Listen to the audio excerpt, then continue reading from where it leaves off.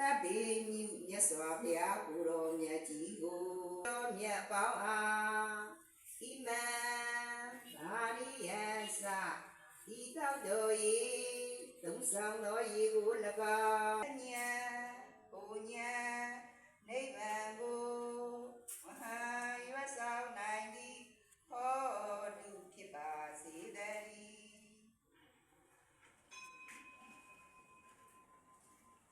သမန္တာသကဝါလေသူအတရာကိသံတုဒီဝေတတောကရမံတံဝိဇာမနာယု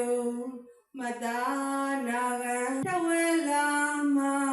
ညီညာပြပြရောက်လာကြသော